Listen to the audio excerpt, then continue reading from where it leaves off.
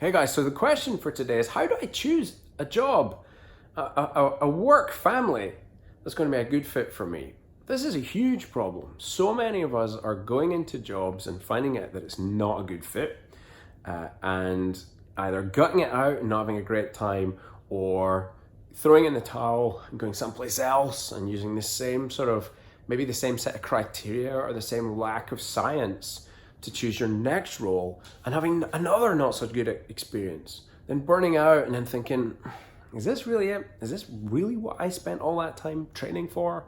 And that's kind of sad. So how do we get better at choosing the right jobs? Well, I'm going to go into this in a whole lot more detail in a presentation that I'm doing at Fetch in Kansas City in August, and also in San Diego later on in the year in December. And we cover this in a lot more detail in VEDX, but let me give you the headlines for this just now.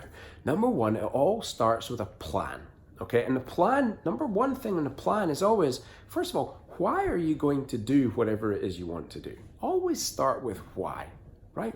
Why is it you want to get that job in that flash center there, okay? Is it because you want to make more money? Okay, well, why do you want to make more money? Right? Is it because you want to buy a house? You've got a kid on the way and you need stability and security? Is it because you want to be a surgeon or a cardiologist and this is going to be the best home for you? Like, start with that why. What is it I'm really looking for here? And take time to soul search that, okay?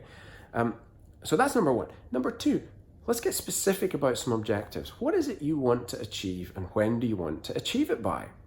Right? So do you wish to have some form of certification or boarding in a certain discipline by a certain date? And if that is the case, where is the right place to go get that? Okay, so there's some nice things to start with. Now, the next thing I think you ought to be doing is starting to make an inventory of your skills, realistically, your skills and where they're at today. And then we're going to use this to map that onto the inventory of where you're planning to work. And we need to start asking questions in that interview and also working through this process to see, can the place that you think you want to work actually take you from where you are today to where you would like to be? Do they have the capability to do that?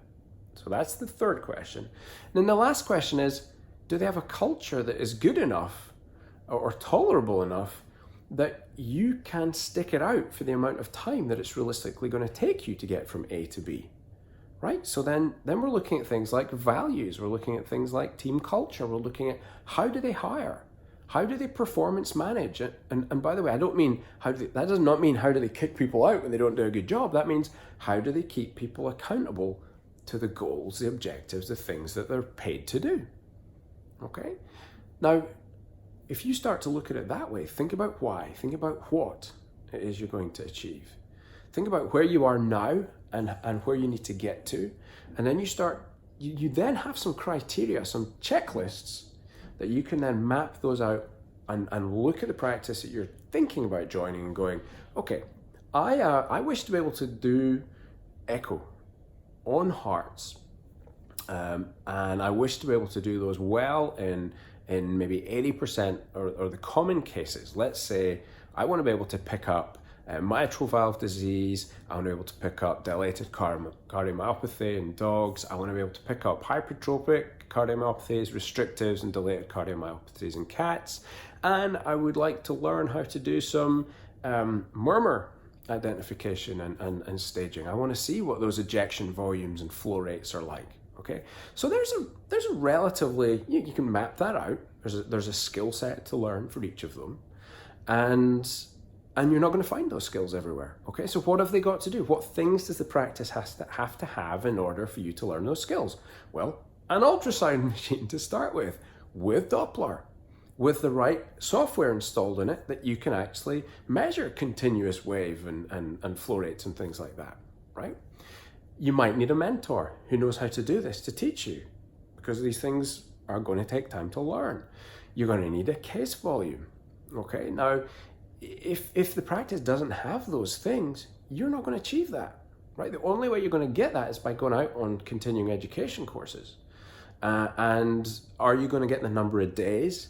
And then how are you going to translate that external training into internal ongoing action and results that get you to your objective, right? So you can start looking at those things. If somebody says they're going to mentor you, how can you find out if that is real or not? Because we know that a lot of practices at interviews say, yeah, we've got mentoring systems, we've got buddy systems in place, but it's baloney. They don't have anything of the sort. It's a box tick. Like, we might buddy somebody up, but that person is not trained. Or, sure, I'll be there to mentor you, but actually that you're going to be gone, or the person's going to be gone from the practice and isn't available when you need them to be, or they're not really committed to it, or they're not really trained, so they don't really know how to transfer that information. You have a problem, right? So once you know what it is, where you are, where you want to go, then you can start to ask better questions at your interview, right? So a good question at interview is not, how much will you pay me? Right? A good question is not like, how often do the weekends come up? A good question is, okay, this is where I am just now. This is where I would like to get to in my professional development. How do you see that progress happening? And what resources do we have in place to allow that to happen? That's a great question. That question will scare the living bejesus out of many, many practice owners, because they won't have an answer to that. This is good, because you do not want to go to a practice that cannot or is unwilling to answer those questions, because if you do, guess what? More fool you, because it's not what you want to happen isn't going to happen. You will get frustrated, you'll end up leaving, right? So ask better questions in your interview, and you only get better questions by sitting down and doing a little bit of planning, a little bit of mapping out where you are, where you want to be, and thinking stepwise about how to get there. So a lot of this is about you taking responsibility for your future. A lot of this is about you sitting down and having that, spend an hour, spend 2 hours, think about it, do a bit of work on it, sleep on it, come back to it until you get that sort of sense of, this is where I want to take my career. And then put into play some of these tools in order to see what happens next. All right, that should be of help to you, even as a short video. If you want to learn more, jump along to one of my sessions at Fetch or join VetX, because we talk about this sort of stuff and so much more through all of our training sessions, through all of our community support and mentoring within the VetX Thrive community. All right, guys, so until next time, be safe, be well, and please be happy. Dr. Dave out.